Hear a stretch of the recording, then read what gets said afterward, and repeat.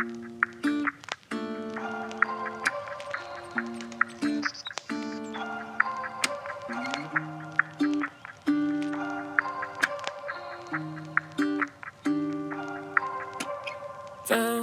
peace in you while the world is falling through. Every night we talk until 2. My fears leave the room. These days they've been hard. Too scared to show my heart. Nights can be too long to spend apart, but you keep me out the dark. We don't need to think about tomorrow, girl, 'cause somehow I know it doesn't matter where we go. You're all I need right now. You're all I need right now. Those days I'm lost without. 와, 벌써 3월이네요. 라디오 녹음도 4번째 하고 있습니다. 그리고 대구 동구 FM 공동체 라디오는 와글 사회적 협동조합에서 운영하고 있는데요. 이 공간은 제가 예전부터 친구들 만나러 오고 여럿이서 같이 밥 먹는 그런 친근한 공간이었어요. 제가 처음 이 공간에 접했을 때와는 다르게 지금은 라디오 녹음을 하고 있으니까 또 다른 신선함으로 다가오는 것 같아요. 그리고 저는 여전히 녹음 기계를 만지는 게 익숙하지가 않네요. 끝날 때쯤 되면 익숙해지려나? 라디오를 녹음하러 와서 이 녹음 기계를 만지고 있노라면 항상 누구나 잘하는 게 있으면 좀 모자란 것도 있구나 하는 생각도 들더라고요. 너무 어려워요. 오늘은 책 읽어드리는 날이에요. 2달 전에 읽어드렸던 어린 왕자 기억하고 계시나요? 그때 절반 정도 읽어서 오늘 마저 읽어드리려고 가져왔어요. 근데 라디오 녹음하러 오면 그렇게 하고 싶은 말이 많더라고요. 그런 의미에서 또 저만의 TMI를 늘어놓고 책을 읽을까 해요. 제가 95년생이라 만 나이로 하면 29인데 사실은 30이에요. 이 30, 이 숫자가 저에게는 되게 묵직하게 다가오더라고요. 단순히 나이 들었다 뭐 이런 의미가 아니더라고요. 저는 이 30대가 굉장히 혼돈의 시기라고 생각해요. 30대가 되니 내가 뭔가 경제적으로나 심리적으로나 많이 가지고 있어야 될 것 같고 안정적이어야 할 것 같고 그렇더라고요. 근데 저는 아직도 어떻게 하면 이 평일을 재밌게 보내고 주말에 열심히 놀고 쉴 수 있을까? 이런 걸 고민하고 있거든요. 또 새롭게 시작한 컴퓨터 게임은 너무너무 재밌고 점점 따뜻해지는 날씨에 기분이 너무 좋아서 몸과 마음이 녹아버릴 것 같고 이런 제 모습들이 아직은 미성숙해 보이더라고요. 한 1, 2년 전부터 어떻게 하면 괜찮은 어른이 될 수 있을까를 고민하고 있는 것 같아요. 그리고 20대 때 나름 열심히 모아놓은 돈을 어떻게 더 모을지, 어떻게 써야 할지, 뭐 그런 것도 걱정이 되더라고요. 사실 뭐 누가 정해놓은 것도 아니고 다들 자기 나름대로 고민을 하면서 살잖아요. 아직까진 근데 정답을 모르겠어요. 하지만 저는 하루하루 행복하고 있고 행복하게 웃을 일도 많다는 걸 알게 되었어요. 그리고 힘든 일이 생겨도 또 금방 지나갈 거고 좋은 일들을 방패 삼아 힘든 일도 이겨낼 수 있는 단단한 나이테가 쌓여가는 것 같더라고요. 그래서 마흔은 또 어떤 의미일지 걱정되기도 하고 궁금하기도 하고 30대에 어떤 걸 이루느냐에 따라 마흔은 예측할 수 없는 방향으로 흐르겠죠? 그리고 조금만 있으면 봄이잖아요. 너무너무 설레요. 여러분은 어떤 계절을 제일 좋아하세요? 저는 봄을 정말 좋아해요. 겨울에는 추워서 웅크리고 있는 게 저뿐만 아니라 세상의 모든 만물들도 그렇잖아요. 그런데 날씨가 점점 따뜻해지기 시작하면 사람뿐만 아니라 이 웅크리고 있던 새싹도 동물들도 깨어나고 있다는 게 온몸으로 느껴져요. 햇살이 피부에 와닿는다는 것 하나만으로 이렇게 행복해질 수 있구나를 느껴요. 이렇게 말하고 있으니까 하루빨리 봄이 찾아왔으면 좋겠는데 역시나 나이 먹긴 싫으네요. 봄은 조금만 기다리면 오니까 지금 이 순간을 즐기는 것도 좋겠다 싶은 하루입니다. It doesn't matter where we go. You're all I need right now. 연말 연초에 스스로와 약속했던 다짐 리스트 다들 잘 이뤄내고 계시나요? 제가 까먹을까봐 메모장에 적어뒀다고 했잖아요. 아직은 1분기가 지나지 않아 이 결과는 미비하겠지만 조금이라도 이룬 것들을 꺼내보면 남은 2024년을 힘차게 나아갈 수 있을 것 같아요. 내가 다짐하는 것들을 모든 사람들에게 공개하기는 약간 과한 것 같고 중요한 건 저와의 약속을 제가 지키는 거잖아요. 근데 또 타인에게 이야기하는 순간 뭔가 더 열심히 지켜야 할 것 같은 느낌? 고등학교 때 야간 자율학습하는데 선생님들이 돌아다니면서 감시하는 느낌? 그런 느낌이 드는 것 같아서 나쁘지 않더라고요. 그래서 저는 옆에 있는 소중한 사람에게만 살짝 저의 계획을 속삭여 봤습니다. 여러분들도 여러분들만의 방법으로 2024년을 만들어 가보시길 바래요. 오늘 여러분들께 읽어드리려고 하다 보니 문득 요즘 제가 독서에 소홀하고 있다는 사실이 떠올랐어요. 오늘은 집에 가서 혼자서 조용히 책을 읽어보려고 합니다. 오늘 손은정의 인레스트는 어린 왕자를 읽는 시간이에요. 홀수 다른 책 읽기, 짝수 다른 게스트와 이야기를 나누는 시간이니 편안하게 들어주세요. 그럼 시작하겠습니다. 6번째 별은 먼저 별보다 10배나 더 큰 별이었다. 그 별에는 엄청나게 큰 책을 쓰고 있는 노신사가 살고 있었다. 오, 탐험가가 한 명 왔군. 어린 왕자를 발견한 그가 외쳤다.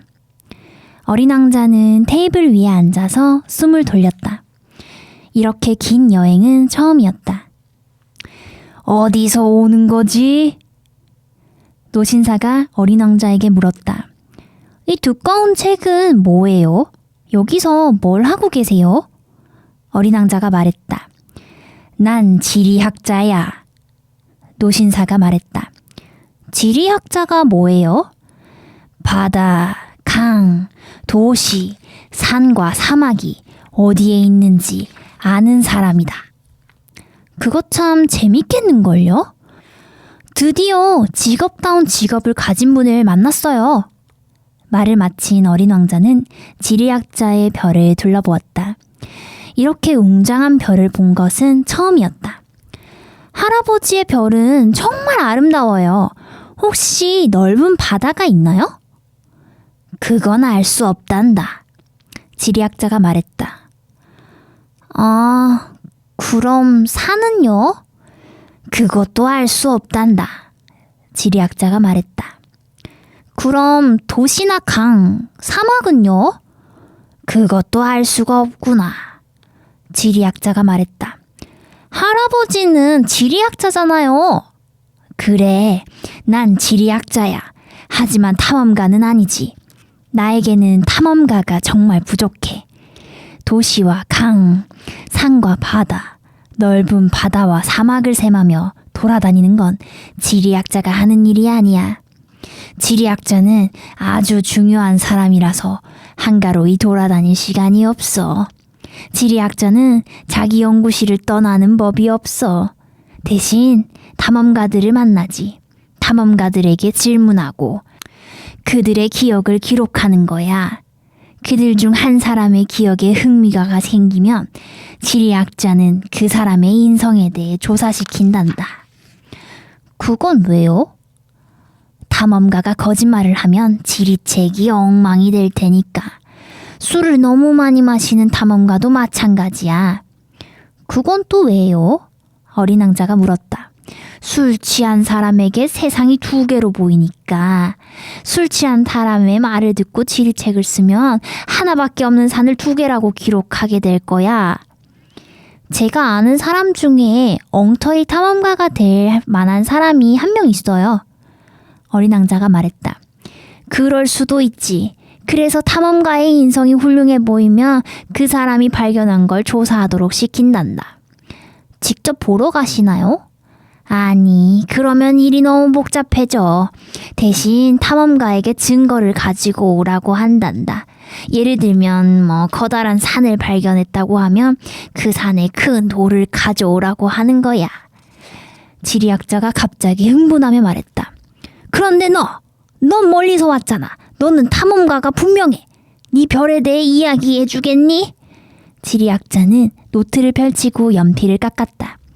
그는 탐험가들의 이야기는 우선 연필로 적었다. 그런 뒤 탐험가가 증거를 가지고 오면 그때 당시 잉크로 적었다. 자, 시작해볼까? 지리학자가 말했다.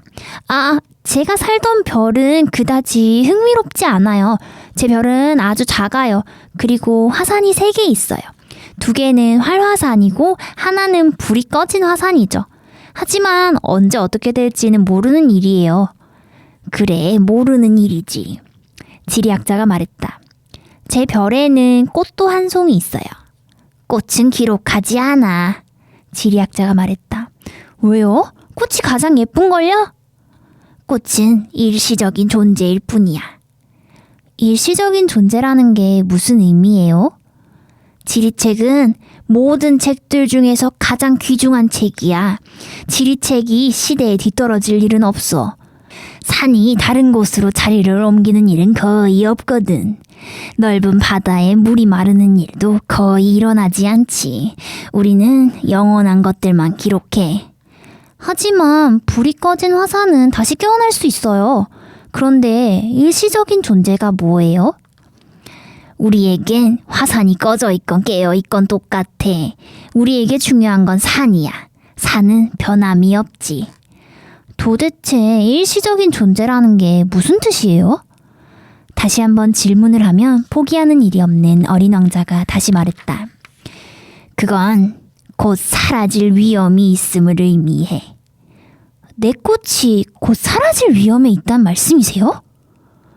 그래. 내 꽃은 일시적인 존재였구나. 내 꽃은 겨우 4개의 가시로 세상에 맞선 자신을 이겨내야 해. 그런 꽃을 홀로 남겨두고 왔다니. 어린 왕자는 생각했다. 별을 떠나온 뒤 처음으로 후회의 감정이 밀려왔다. 하지만 다시 용기를 냈다. 저는 이제 어떤 별을 찾아가면 좋을까요? 어린 왕자가 물었다. 지구라는 별. 그 별은 아주 평판이 좋단다. 지리학자가 대답했다. 어린 왕자는 자신이 별에 두고 온 꽃을 생각하며 길을 떠났다. 그러니까 지구는 7번째 별이었다. 지구는 그저 그런 별이 아니었다. 그 별에는 111명의 왕, 7,000명의 지리학자, 90만 명의 사업가, 750만 명의 술 취한 사람, 3억 1,100만 명의 허영심 가득한 사람, 다시 말해 약 20억 명의 어른이 살고 있었다. 지구가 얼마나 넓은지 이해하기 쉽도록 말하자면 전기가 발명되기 전까지 6개의 대륙을 통틀어 46만 2,511명이나 되는 사람들이 가로등 켜는 일을 해야 했다. 그래서 조금 멀리서 바라본 지구의 모습은 찬란했다. 엄청난 수의 가로등 켜는 사람들의 움직임은 오페라 발레단의 움직임처럼 정돈되어 있었다. 처음에는 뉴질랜드와 오스트레일리아의 가로등 켜는 사람들이 등장한다. 그 사람들은 가로등을 켠 다음 잠을 자러 갔다. 그 다음은 중국과 시베리아의 차이였고 그 뒤를 러시아와 인도의 가로등 켜는 사람들이 있었다. 이들이 무대 뒤로 사라지고 나면 아프리카와 유럽의 가로등 켜는 사람들이 나타났다. 그 뒤에는 남아메리카, 또 그 뒤에는 북아메리카의 가로등 켜는 사람들이 순서대로 이어졌다. 그들이 무대에 등장하는 순서를 틀리는 일은 결코 없었다. 정말 장엄한 광경이었다. 단 북극과 남극에 홀로 있는 가로등 켜는 사람만이 한가로이 유유자적했다. 그들은 1년에 2번만 일했다. 재치를 뽐내려다 보면 거짓말을 좀 보태게 되기도 한다. 난 방금 가로등 켜는 사람들에 대해 아주 정직하게 말하지 않았다. 내 말 때문에 지구를 잘 알지 못하는 사람들이 오해를 할 가능성이 있다. 어른들이 지구에서 차지하고 있는 공간은 아주 작다. 지구에 살고 있는 20억 명의 어른들이 어느 모임에서처럼 바짝 붙어 선다면 아마 가로 20마일, 세로 20마일 크기의 광장에 쉽게 들어갈 수 있을 것이다. 어쩌면 태평양의 가장 작은 섬에 모아놓을 수도 있을 것이다. 물론 어른들은 믿지 않을 것이다. 어른들은 자신들이 큰 공간을 차지하고 있다고 생각한다. 또 어른들은 자신들이 바오암 나무처럼 중요하다고 생각한다. 그러니까 어른들에게 직접 계산을 좀 해보라고 해야 한다. 어른들은 숫자를 아주 좋아하니까. 하지만 이런 지겨운 문제로 시간을 낭비하진 말길. 그건 소용없는 일이다. 내 말만 믿으면 된다. 지구에 도착한 어린 왕자는 아무도 만날 수 없다는 사실에 깜짝 놀랐다. 잘못 찾아온 건 아닌지 두려워졌다. 그때 모래 속에서 달빛 고리 모양의 무언가가 움직이는 것이 보였다. 좋은 밤이야! 혹시나 하는 마음에 어린 왕자가 인사를 건넸다. 좋은 밤이야. 뱀이 대답했다. 내가 어느 별에 떨어진 거지? 어린 왕자가 물었다. 지구야. 그리고 여기는 아프리카고. 뱀이 대답했다. 아, 그럼 지구에는 사람이 살지 않아? 여긴 사막이야. 사막에는 아무도 없지. 지구는 아주 넓어. 뱀이 말했다. 어린 왕자는 돌 위에 앉아 하늘을 올려다보았다. 내 생각엔 별이 반짝이는 건 언젠가 모든 사람이 자기 별을 찾아낼 수 있게 하려는 것 같아. 저 별을 봐. 바로 우리 위에 있어. 하지만 내 별은 너무 멀리 있어. 네 별은 아름답구나. 근데 여기에 뭐하러 왔니? 어떤 꽃과 문제가 있었어. 어린 왕자가 말했다. 아, 그래? 뱀이 대답했다. 그러고 난 뒤 둘은 아무 말도 하지 않았다. 사람들은 어디 있어? 사막은 좀 외로운 기분 들게 하는 곳이구나. 사람들 사이에 있어도 외로운 건 똑같아. 뱀이 말했다. 어린 왕자는 오랫동안 뱀을 바라보다가 말했다. 넌 참 이상한 동물이야. 손가락처럼 가느다랗고 말이야. 하지만 난 왕의 손가락보다 강해. 뱀이 말했다. 어린 왕자가 미소 지었다. 넌 아주 강해 보이지 않는걸? 발도 없고 넌 여행도 할 수 없어. 난 널 배보다 멀리 데려갈 수 있어. 뱀이 말했다. 뱀은 어린 왕자의 발목을 금빛의 발찌처럼 휘감으며 계속 말했다. 난 내게 닿은 것을 그것이 태어난 땅으로 되돌려 보낼 수 있어. 하지만 넌 순수해 보이고 다른 별에서 왔으니까. 어린 왕자는 아무 대답도 하지 않았다. 네가 불쌍해. 바위투성이인 지구에 너처럼 약한 아이가. 언젠가 네 별이 너무 그립다고 느껴지면 내가 도울게. 난... 응, 잘 있어. 그런데 넌 언제나 수수께끼 같은 말만 하니? 어린 왕자가 물었다. 난 수수께끼를 다 풀어줄 수 있거든. 뱀이 말했다. 그리고 그들은 침묵했다. 어린 왕자는 사막을 가로질러 걸었지만 꽃 한 송이밖에 만날 수 없었다. 꽃잎이 3개뿐인 보잘것없는 꽃이었다. 안녕! 어린 왕자가 말했다. 안녕! 꽃이 말했다. 사람들은 어디 있어? 어린 왕자가 공손하게 물었다. 꽃은 언젠가 상인들이 지나는 것을 본 일이 있었다. 사람들? 몇 년 전에 67명의 사람을 본 적이 있어. 하지만 어디에 가면 만날 수 있는지는 나도 몰라. 그들은 바람이 부는 대로 이리저리 돌아다니거든. 사람들은 뿌리가 없어. 그래서 아주 힘들어해. 잘 있어. 어린 왕자가 작별 인사를 건넸다. 잘 가. 꽃이 대답했다. 어린 왕자는 높은 산에 올라갔다. 지금까지 어린 왕자가 본 산은 그의 무릎에 닿는 3개의 화산이 전부였다. 불을 뿜지 않는 화산은 의자로 사용하곤 했다. 이렇게 높은 산에서라면 이 별과 사람들을 한 번에 내려다볼 수 있겠어. 하지만 그의 눈에 보이는 것은 날카로운 뾰족산들 뿐이었다. 안녕.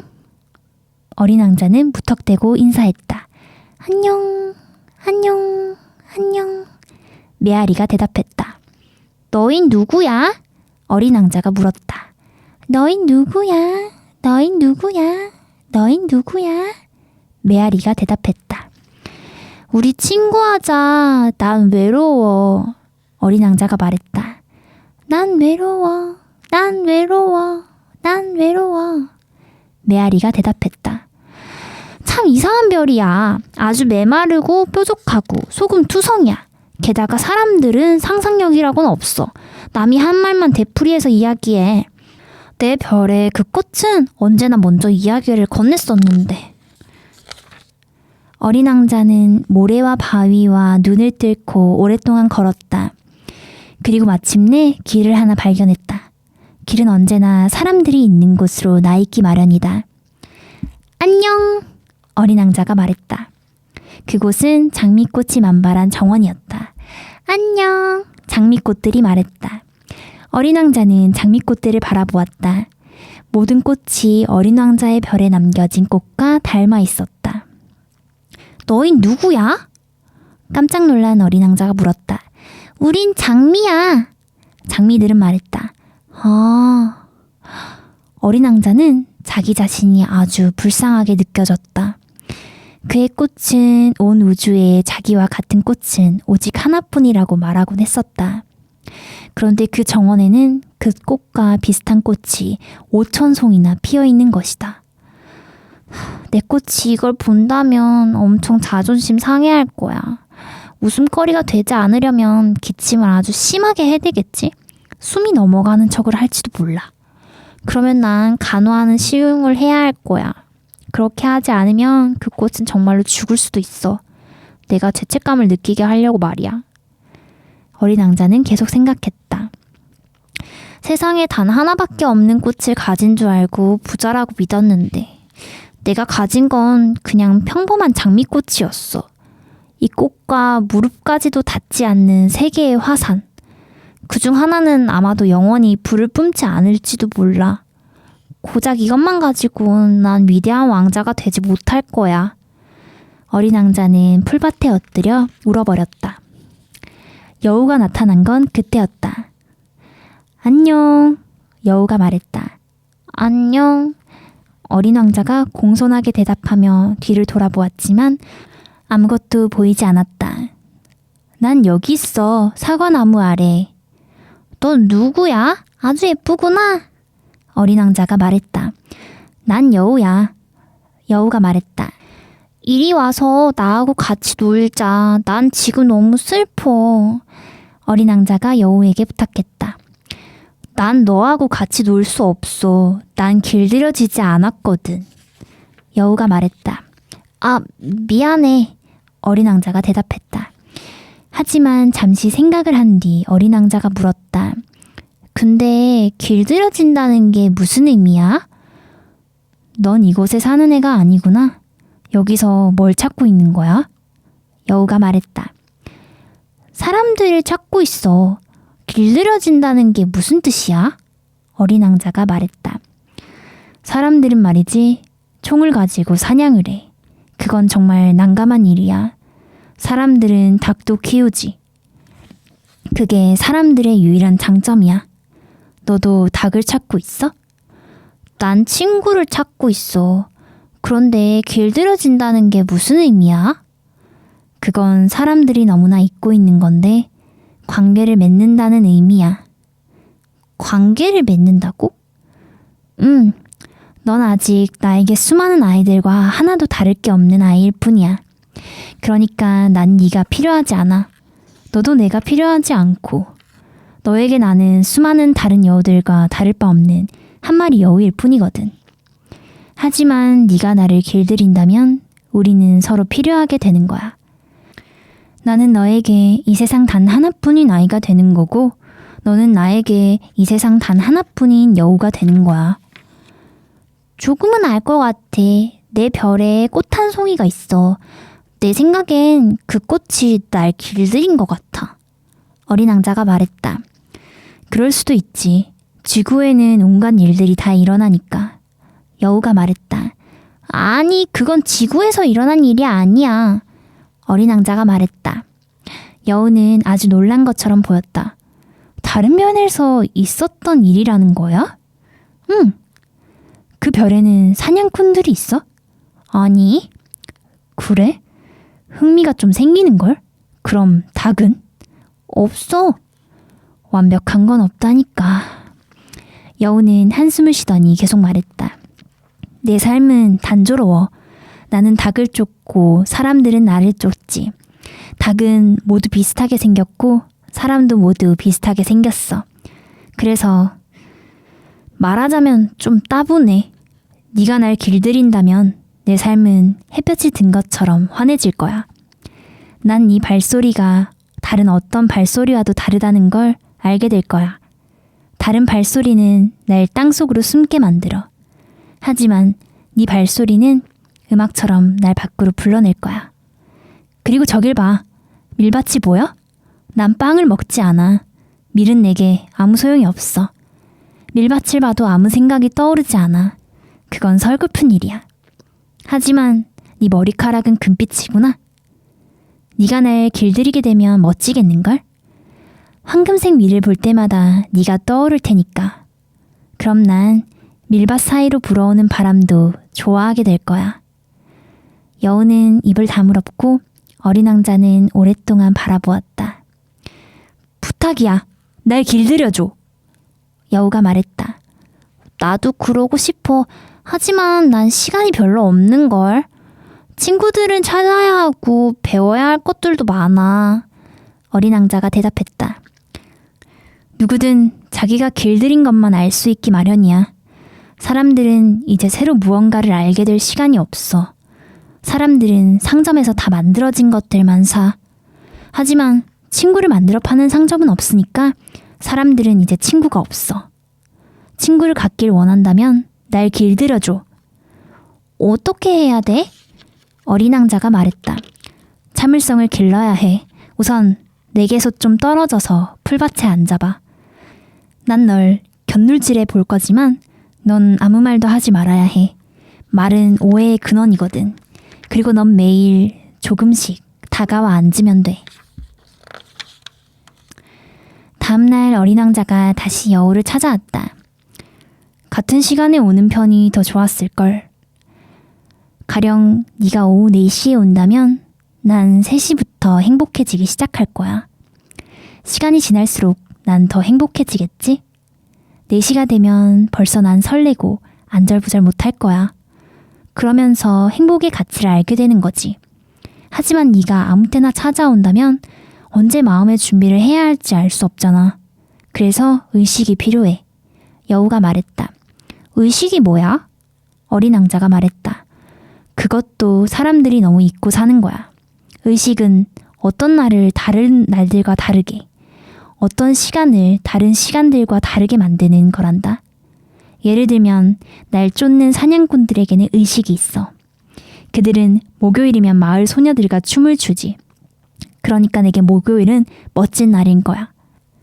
난 포도밭까지 산책을 하기도 해. 사냥꾼들이 아무 때나 춤을 춘다면 난 매일이 비슷비슷해질 거야. 휴식이라는 여유로운 시간도 없어지겠지. 이렇게 해서 어린 왕자는 여우를 길들이게 되었다.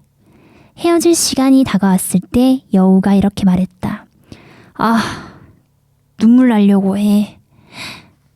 네 잘못이야. 난 결코 네 마음을 아프게 할 생각은 없었어. 하지만 넌 내가 널 길들여주길 원했고. 그래, 맞아. 여우가 말했다. 하지만 너 울 것 같아. 어린 왕자가 말했다. 응, 맞아. 여우가 말했다. 그럼 넌 없는 게 없잖아. 없는 게 있어. 밀밭 빛깔이 있는걸? 여우가 덧붙여 말했다. 장미꽃을 다시 보러 가봐. 너는 네 장미꽃이 세상에 단 하나뿐인 꽃이라는 걸 알게 될 거야. 그런 다음 내게 작별 인사를 하러 와. 그럼 선물로 비밀을 하나 알려줄게. 어린 왕자는 다시 장미꽃을 보러 갔다. 너희는 내 꽃과 하나도 닮지 않았어. 너희는 아무것도 아니야. 너희를 길들인 사람은 아무도 없고 너희가 길들인 사람도 아무도 없어. 너희는 예전에 내 여우 같아. 처음엔 그는 수많은 다른 여우들과 다를 게 없었어. 하지만 난 여우와 친구가 되었고 그 여우는 세상에 단 하나뿐인 여우가 되었지. 어린 왕자는 꽃들에게 말했다. 그러자 꽃들은 아주 난처해했다. 너희는 아름다워. 하지만 의미가 없어. 너희를 위해 죽을 수 있는 사람은 없을 거야. 물론 지나가던 어떤 사람이 내 꽃을 보고 너희와 비슷하다고 생각할 수 있어. 하지만 나에겐 그 꽃이 너희를 모두 합친 것보다 더 소중해. 내가 물을 주고 유리덮개를 씌워 바람을 막아주고 벌레를 잡아주었기 때문이야. 난 그 꽃이 불평하는 소리, 자기를 자랑하는 소리, 이따금은 침묵하는 소리까지 들어주었어. 내 장미꽃이니까. 어린 왕자가 꽃들에게 계속 말했다. 그러고 난 뒤 어린 왕자는 다시 여우에게 갔다. 잘 있어. 어린 왕자가 말했다. 그래, 잘 가. 내 비밀을 말해줄게. 비밀은 아주 단순해. 그건 마음으로 보아야 잘 보인다는 거야. 가장 중요한 건 눈에 보이지 않아. 가장 중요한 건 눈에 보이지 않아. 어린 왕자는 그 말을 잊어버리지 않으려고 거듭 되뇌었다. 네 장미꽃이 그렇게 소중해진 건 네가 장미꽃에 공들인 시간 때문이야. 내 장미꽃이 그렇게 소중해진 건 내 장미꽃에 공들인 시간 때문이야. 어린 왕자는 잊어버리지 않기 위해 여우의 말을 되뇌었다. 사람들은 진리를 잊고 있어. 하지만 넌 잊으면 안 돼. 넌 영원히 네가 길들인 것에 책임을 져야 해. 넌 네 장미꽃에 책임이 있어. 내 장미꽃에 책임이 있어. 잊어버리지 않기 위해 어린 왕자는 또 한 번 되뇌었다. 안녕하세요. 어린 왕자가 말했다. 안녕. 전철수가 말했다. 여기서 뭐 하세요? 어린 왕자가 말했다. 승객들을 1000명씩 태우는 거야. 또 그 승객들을 탄 기차들을 오른쪽으로 보내기도 하고 때로는 왼쪽으로 보내기도 하지. 환하게 불을 밝힌 특급 열차가 천둥치는 소리를 내며 전철수가 일하는 작은 공간을 흔들었다. 사람들이 아주 바빠 보이네요. 뭘 찾으러 가는 걸까요? 어린 왕자가 말했다. 그건 기관사도 모르는 일이야. 전철수가 말했다. 그러자 반대편에서 환하게 불을 밝힌 두 번째 특급 열차가 요란한 소리를 내며 달려왔다. 그 사람들이 벌써 되돌아오는 거예요? 어린 왕자가 물었다. 같은 사람들이 아니야. 두 기차가 엇갈리는 거란다. 전철수가 말했다. 저 사람들은 자신들이 사는 곳이 만족스럽지 않나 봐요. 자기가 사는 곳이 만족스러운 사람은 아무도 없어. 전철수가 말했다. 그러자 환하게 불을 밝힌 세 번째 특급 열차가 천둥이 치는 것처럼 요란한 소리를 내며 들어왔다.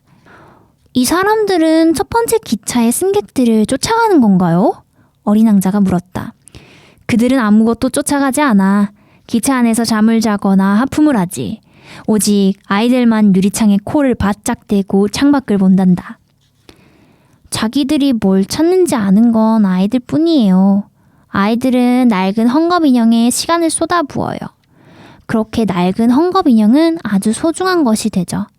그래서 그걸 빼앗기면 아이들은 울고 말아요. 어린 왕자가 말했다. 아이들은 행복하겠군. 전철수가 말했다. 안녕하세요. 어린 왕자가 말했다.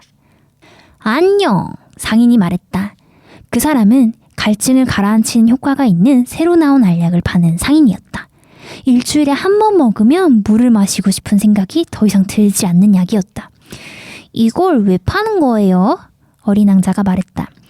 시간을 절약할 수 있거든. 전문가들이 계산을 해보니까 매주 53분을 절약할 수 있대.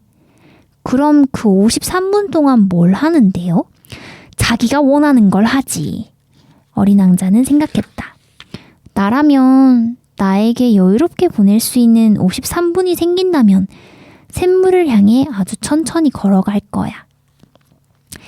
사막에서 비행기가 고장난 지 8번째 되는 날이었다. 나는 상인의 이야기를 들으며 마지막 남은 물을 마셨다. 그리고 어린 왕자에게 말했다. 그래, 네 추억은 아주 흥미진진해. 하지만 난 아직 비행기를 고치지 못했어. 마실 물은 바닥났지. 샘물을 향해 아주 천천히 걸을 수만 있다면 정말 행복할 거야. 내 친구인 여우가 이렇게 꼬마야, 지금 여우가 문제가 아니야. 왜? 물이 없으니까. 우린 갈증으로 죽을지도 몰라. 어린 왕자는 내 말뜻을 이해하지 못하고 이렇게 대답했다. 죽어간다 하더라도 친구를 갖는 건 소중한 일이야. 난 여우라는 친구를 갖게 돼서 아주 좋아. 지금이 얼마나 위험한 상황인지 감지하지 못하는구나. 이 아이는 배가 고프지도 목이 마르지도 않아. 조금의 햇빛만 있으면 충분한 것 같아. 나는 생각했다. 하지만 나를 바라보던 어린 왕자는 이렇게 말했다. 나도 목이 말라. 같이 샘물을 찾아봐. 나는 소용없다는 몸짓을 했다. 끝없이 펼쳐진 사막에서 무척대고 물을 찾으러 간다는 것은 터무니없는 일이었다. 그렇지만 우리는 걷기를 시작했다. 몇 시간 동안 아무 말 없이 걷고 나자 밤이 되었고 별이 빛나기 시작했다. 심한 갈증으로 미열이 있었던 나는 꿈속에서 별을 보는 것 같았다. 어린 왕자의 말이 기억 속에 춤추고 있었다. 그러니까 너도 목이 마르다는 거지? 나는 어린 왕자에게 물었다. 하지만 어린 왕자는 내 질문에 대답하지 않았다. 그는 단지 이렇게 말했다. 물은 마음에도 좋은 것일지 몰라. 어린 왕자가 한 말을 이해하지 못했지만 아무 말도 하지 않았다. 그에게 질문할 필요가 없다는 걸 난 잘 알고 있었다. 어린 왕자는 지쳐 있었다. 그는 주저앉았고 나도 그의 옆에 앉았다. 잠시 말이 없던 어린 왕자가 다시 말했다. 별들이 아름다운 건 보이지 않는 한 송이 꽃 덕분이야. 그렇지. 나는 그의 말에 대답하곤 별빛 아래 물결치는 모래 언덕을 말없이 바라보았다. 사막은 아름다워. 어린 왕자가 계속 말했다. 그건 사실이었다. 나는 언제나 사막을 사랑했다. 모래 언덕에 앉으면 아무것도 보이지 않는다. 아무 소리도 들리지 않는다. 그렇지만 그 안에 무언가가 조용히 빛나고 있었다. 사막이 아름다운 건 어딘가에 샘물이 숨겨져 있기 때문이야. 어린 왕자가 말했다. 나는 사막에서 신기롭게 반짝이는 그것이 무엇인지 깨닫고 깜짝 놀랐다. 어린 시절 나는 오래된 집에서 살았다. 그 집에는 보물이 숨겨져 있었다고 한다. 물론 보물을 발견한 사람은 아무도 없었고 아마도 보물을 찾으려고 시도해본 사람도 없었을 거다. 하지만 보물은 집 전체에 마법을 걸었다. 우리 집 어딘가 깊숙한 곳에 비밀이 숨겨져 있었다. 집이든 별이든 사막이든 그것들을 아름답게 하는 건 눈에 보이지 않아. 나는 어린 왕자에게 말했다. 아저씨가 내 여우와 같은 생각을 하고 있어서 기뻐. 어린 왕자가 말했다. 어린 왕자가 잠이 들었기 때문에 나는 그를 품에 안고 다시 길을 걸었다. 감동이 밀려왔다. 부서지기 쉬운 보물을 안고 있는 것 같았다. 지구를 통틀어 어린 왕자보다 연약한 존재는 없을 것 같다는 생각이 들었다. 달빛 아래 어린 왕자의 창백한 이마, 감은 두 눈, 바람에 흩날리는 머리카락을 바라보면서 생각했다. 내가 보는 건 겉모습에 불과해. 가장 중요한 건 눈에 보이지 않아. 나는 반쯤 떨어진 어린 왕자의 입술이 살짝 미소 짓는 것을 보며 생각을 이어갔다. 잠들어 있는 어린 왕자가 이토록 감동을 주는 건 한 송이 꽃을 향한 성실함이 가득 담긴 그의 마음 때문이야. 잠들어 있을 때조차 그의 가슴 속에 등불처럼 빛을 내는 한 송이 꽃의 모습 때문이야. 그러고 나니 어린 왕자가 더욱 상처받기 쉬운 존재로 느껴졌다. 등불은 잘 지켜야 한다. 한 줄기 바람에도 꺼질 수 있으니까. 그렇게 걷던 나는 해가 뜰 무렵 샘물을 발견했다. 사람들은 서둘러 특급열차로 몰려들지만 자신들이 뭘 찾으러 가는진 알지 못해. 그래서 그들은 분주히 움직이지만 제자리를 맴돌기만 하는 거야. 그럴 필요가 없는데. 어린 왕자가 말했다. 우리가 도착한 샘물은 사하라 사막의 여느 샘물과는 달랐다. 사하라 사막의 샘물은 대부분 모래에 파놓은 구멍의 모습이다. 그런데 이 샘물은 마을의 우물과 비슷했다. 하지만 주변의 마을은 보이지 않았고 나는 꿈을 꾸는 것 같았다. 이상해. 모든 게 준비돼 있어. 도르래, 두레박, 밧줄. 어린 왕자는 내 말에 웃으며 도르래를 당겼다. 그러자 도르래는 오랫동안 잠들어 있던 낡은 풍차가 바람에 움직이는 것 같은 소리를 냈다. 들려? 우리가 우물을 깨우니까 우물이 노래를 해. 어린 왕자가 말했다. 나는 어린 왕자를 힘들게 하고 싶지 않았다. 내가 할게. 너한테 너무 무거워. 나는 천천히 두레박을 끌어올려 우물 가장자리에 잘 두었다. 내 귀에는 도르래의 노래가 계속되었고 찰랑이는 물속에서 햇살이 일렁이는 것이 보였다. 물을 좀 마시고 싶어. 물을 좀 줘. 어린 왕자의 말에 그가 무엇을 찾고 있는지 깨달았다.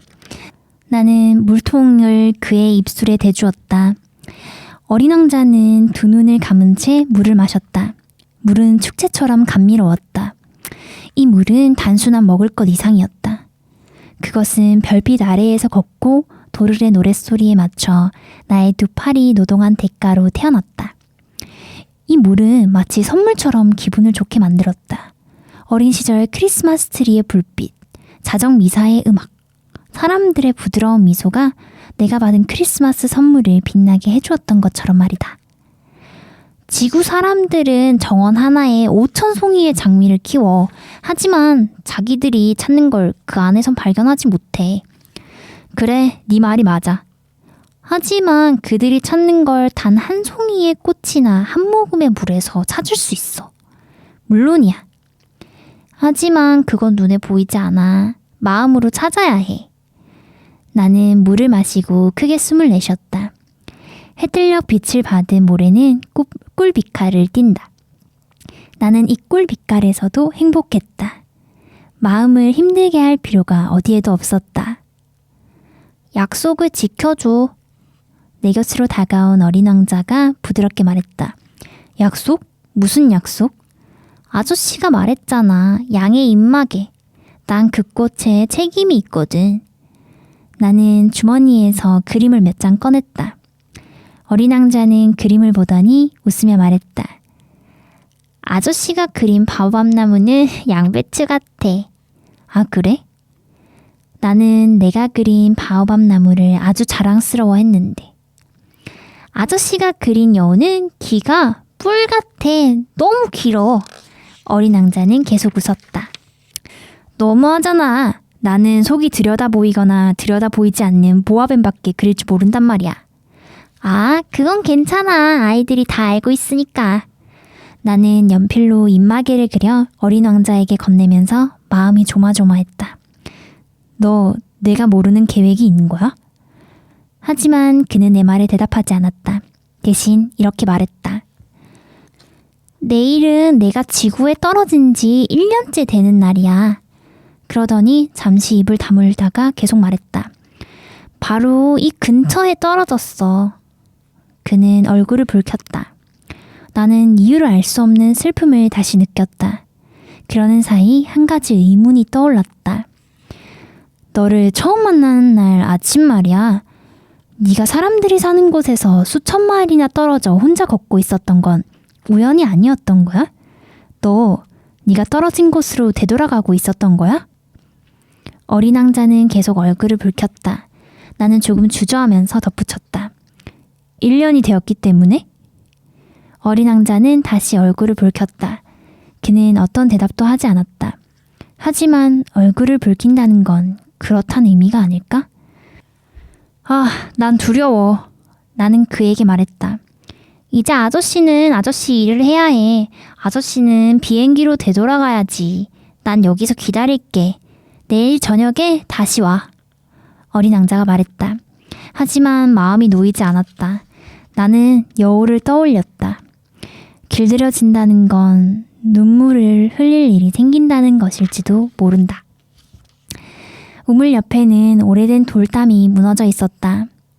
다음날 저녁 비행기를 고치고 돌아왔을 때 어린 왕자는 그 위에 앉아서 다리를 늘어뜨리고 있었다. 누군가 말하는 소리가 들렸다. 기억이 안 나? 이곳은 확실히 아니야. 그가 말했다. 누군가 대답을 했는지 어린 왕자가 다시 말했다. 아니, 날짜는 맞는데 장소가 여기가 아니라고. 나는 돌담 쪽으로 걸었다. 어린 왕자 말곤 아무도 볼 수가 없었고 아무 소리도 들리지 않았다. 하지만 어린 왕자는 누군가에게 대답했다. 물론이야. 내 발자국이 모래 속 어디에서 시작되었는지 봐도 넌 거기서 날 기다리기만 하면 돼. 오늘 밤 그곳으로 갈게. 나는 돌담에서 20m쯤 떨어져 있었고 여전히 아무것도 보이지 않았다. 말이 없던 어린 왕자가 계속 말했다. 네 독은 좋은 거지? 내가 오랫동안 아프지 않을 거라는 게 확실한 거지? 나는 가슴이 메어왔고 도무지 이해가 되지 않았다. 이제 가. 다시 내려가고 싶어. 그제야 나는 돌담 아래로 시선을 옮겼고 깜짝 놀라서 펄쩍 뛰었다. 30초 안에 사람의 목숨을 앗아갈 수도 있는 독을 가진 노란 뱀 한 마리가 그를 향해 머리를 꼿꼿이 세우고 있었다. 나는 곤청을 꺼내려고 주머니를 뒤지며 달렸다. 하지만 내 소리에 뱀은 사라지는 물줄기처럼 조용히 머릿속을 기어 들어갔다. 그러고는 가벼운 금속성 소리와 함께 슬그머니 돌틈으로 사라졌다. 나는 돌담에 도착한 순간 눈처럼 창백한 얼굴의 어린 왕자를 두 팔로 받아 안았다. 무슨 일이야? 지금 뱀하고 얘기한 거야? 나는 어린 왕자가 항상 두르고 있던 황금빛 목도리를 풀었다. 나는 그의 관자놀이를 물로 적시고 또 물을 좀 마시게 했다. 그러곤 더 이상 아무런 질문도 할 수 없었다. 그는 나를 심각하게 바라보았고 두 팔로 내 목을 감싸 안았다. 나는 그의 심장이 총에 맞아 죽어가는 새처럼 뛰는 것을 느꼈다. 아저씨가 고장난 비행기를 고쳤다니 기뻐. 아저씨는 집으로 돌아갈 수 있을 거야. 그걸 어떻게 알아? 나는 고치지 못할 줄 알았던 비행기를 기적적으로 고쳐냈음을 알리려던 참이었다. 그는 내 무릎에 한마디 대답도 하지 않고 계속 말했다. 나도 오늘 내 별로 돌아가. 그러고는 슬픈 목소리로 말을 이었다. 내 별은 훨씬 멀어. 그곳에 가는 건 정말 힘들어. 나는 뭔가 이상한 일이 일어났다는 것을 분명히 느꼈다. 나는 그를 아기처럼 양팔로 꼭 안았다. 그가 심연 속으로 굴러떨어지고 있는 것 같은 느낌을 받으면서도 나는 그를 붙잡기 위해 할 수 있는 일은 아무것도 없는 것 같았다. 그의 시선은 심각했고 아주 먼 곳을 향해 방황하고 있었다. 나에겐 아저씨가 그려준 양이 있어. 양을 넣어둘 상자도 있고 그리고 입마개도 있어. 그러더니 슬프게 미소 지었다. 나는 오랫동안 기다렸다. 그의 몸이 조금씩 따뜻해지는 것을 느꼈다. 너 무서웠던 거구나. 어린 왕자는 분명 무서웠던 거다. 그럼에도 그는 부드럽게 미소 지으며 말했다. 오늘 저녁에는 더 무서울 거야. 나는 되돌릴 수 없는 일이 일어나고 있다는 느낌에 다시 한번 온몸이 얼어붙는 것 같았다. 그리고 내가 어린 왕자의 웃음소리를 더 이상 듣지 못할 거라는 생각이 들었고 그것을 견딜 수 없게 될 거라는 것도 깨달았다. 그의 웃음소리는 내게 사막 속 샘물 같았다. 난 네 웃음소리를 더 듣고 싶어. 하지만 그는 내게 말했다. 오늘 밤이면 꼭 1년이 돼. 내 별은 정확히 작년에 내가 떨어진 곳 위에 있을 거야. 뱀이니 약속이니 별이니 하는 이야기는 다 악몽이지? 어린 왕자는 내 무릎에 대답하지 않고 말했다. 중요한 건 눈에 보이지 않아. 물론 그렇지. 꽃도 마찬가지야. 만일 아저씨가 어떤 별에 있는 꽃을 사랑한다면 밤에 별을 바라보는 게 기분 좋은 일이 될 거야. 모든 별에는 꽃이 피니까. 그래. 물도 마찬가지야. 아저씨가 마시라고 준 물은 도르래와 밧줄 덕분에 꼭 음악 같았어. 정말 좋았어. 밤이 되면 별을 바라봐. 내 별은 너무 작아서 어디에 있는지 알려줄 수가 없어. 그런데 그게 더 나아. 내 별은 아저씨에게 많은 별들 가운데 하나가 될 거야.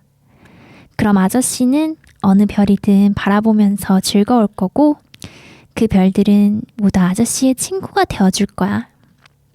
아저씨에게 줄 선물이 하나 있어. 어린 왕자가 웃었다. 아, 난 이 웃음소리가 정말 좋아. 바로 그게 내 선물이야. 물도 마찬가지고. 무슨 말이야? 모든 사람들에게 별은 똑같진 않아. 여행자에게 별은 안내자야.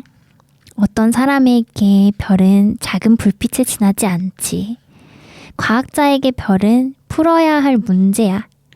내가 만난 사업가에게 별은 황금이었어. 하지만 별은 말이 없어. 아저씨는 그 다른 누구도 갖지 못한 별을 갖게 될 거야. 무슨 말이야? 밤에 하늘을 바라볼 때 그 별들 중 한 곳에 내가 살고 있을 테니까. 내가 어느 한 별에서 웃고 있을 테니까. 아저씨에게는 모든 별들이 소리내어 웃는 것 같이 보일 거야.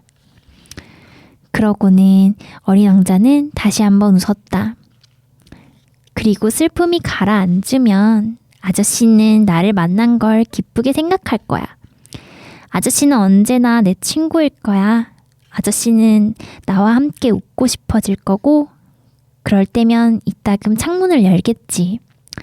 아저씨 친구들은 아저씨가 하늘을 쳐다보면서 웃고 있는 걸 보고 깜짝 놀랄 거야.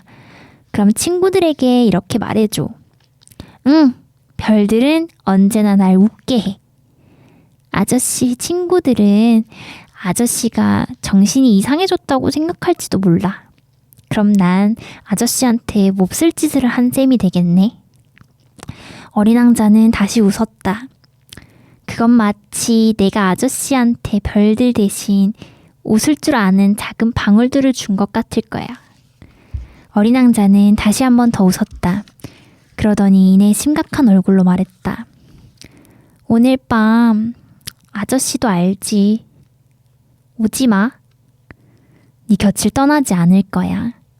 난 아픈 것처럼 보일 거야. 꼭 죽어가는 것처럼 보일지도 몰라. 원래 그래. 보러 오지 마. 그럴 필요 없어. 네 곁을 떠나지 않을 거야.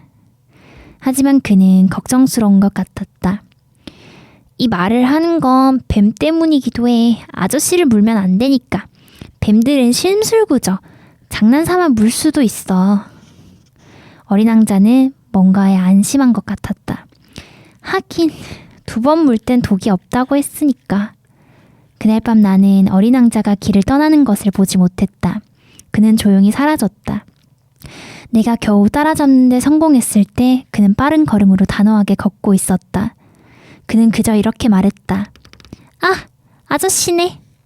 그러고는 내 팔을 잡았다. 그는 걱정하며 계속 말했다. 잘못 선택한 거야. 나를 보는 건 힘든 일일 거야. 난 죽는 것처럼 보일 테지만 그건 사실이 아니야. 나는 아무 말도 하지 않았다. 아저씨는 이해할 거야. 내 별은 너무 멀어. 그래서 몸을 끌고 갈 수가 없어. 너무 무거우니까. 나는 아무 말도 하지 않았다. 내 몸은 버려야 할 낡은 껍질 같은 거야. 낡은 껍질은 슬픈 게 아니야. 나는 아무 말도 하지 않았다. 어린 왕자는 조금 의기소침해졌다. 하지만 그는 다시 한번 힘을 냈다. 멋질 거야, 아저씨. 나도 별들을 쳐다볼 거야. 별들은 전부 녹슨 도르래가 있는 우물이 될 거야. 또 모든 별들이 내게 마실 물을 줄 거야. 정말 재밌을 거야. 아저씨는 5억 개의 작은 방울을 갖게 될 거고 난 5억 개의 우물을 갖게 될 거야. 그러고는 어린 왕자도 말을 잃었다. 울고 있었기 때문이다. 여기야. 혼자서 한 걸음만 걷게 해줘. 그러더니 어린 왕자는 주저앉았다. 무서웠기 때문이었다.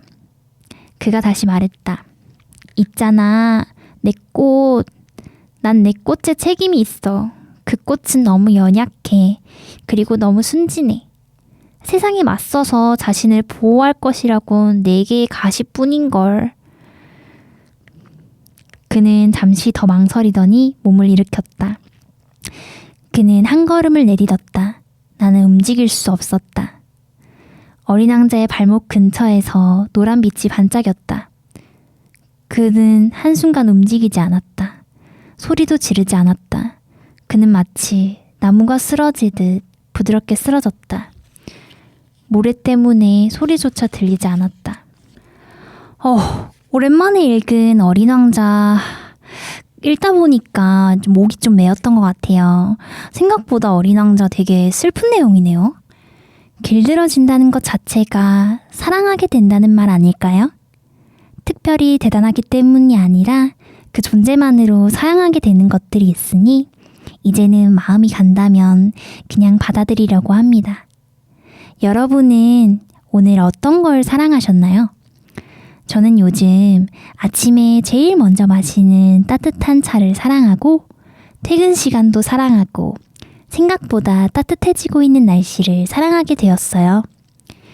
요즘 심신의 안정을 찾기 위해 책을 낭독하거나 필사하는 사람들이 꽤나 있다고 하더라고요. 여러분들의 마음에도 평안이 찾아오길 바라는 마음으로 읽어보았습니다. 오늘 사소하지만 내가 사랑한 것들을 떠올리며 하루를 보내셨으면 좋겠습니다. 오늘 마지막 곡은 역시나 이제 시그니처 곡으로 자리 잡았는데요. 수고했어 오늘도 노래 들으면서 마무리하겠습니다. 그럼 안녕.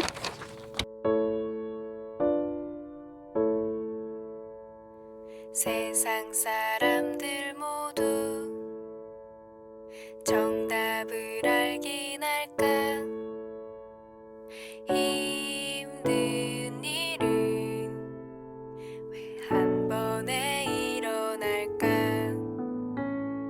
나에게 실망한 하루 눈물이 보이기 싫어 의미 없이 밤하늘만 바라봐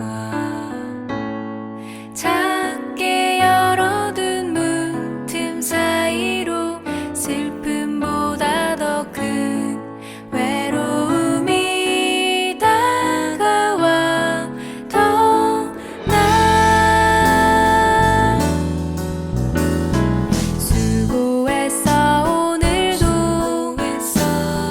아무도 너의 슬픔에 관심